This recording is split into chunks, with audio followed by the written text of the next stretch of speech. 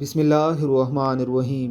بد اخلاق عورت کو طلاق نہ دینے والے مرد کی دعا قبول نہیں ہوتی۔ حضرت ابو موسیٰ اشعری رضی اللہ تعالی عنہ سے مروی ہے کہ رسول اللہ صلی اللہ علیہ وسلم نے فرمایا، 3 قسم کے آدمی دعا تو کرتے ہیں لیکن ان کی دعا قبول نہیں ہوتی۔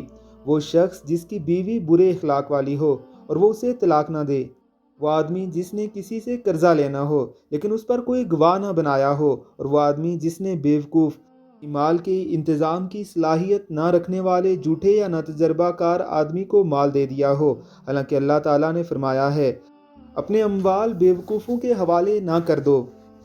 اس روایت کا جو اسلوبی ترجمہ کیا جاتا ہے اس کا مفہوم تو یہی ہے۔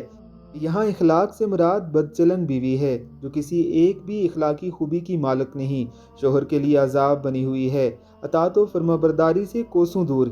پھر جامعہ صغیر کی شرح فیض القدیر میں زیر بحث حدیث کی جو تشریح کی گئی ہے اس کا خلاصہ یہ ہے کہ جو شخص اپنی بد اخلاق بیوی کو تنگ آ کر بددعا دیتا ہے وہ قبول نہیں ہوتی، اس لیے کہ اس کو اختیار ہے کہ اسے علیحدہ کر دے۔ بیوی کے بد اخلاقیاں سہتے رہنا اور بددعا کرتے رہنا درست عمل نہیں، چنانچہ اس نے خود ہی اپنے آپ کو عذاب میں ڈالا ہوا ہے۔ گویا وہ اپنے اس اختیار کو استعمال کرنے کے بجائے اسے بددعا دیتا ہے تو اسے اس کا حق نہیں پہنچتا۔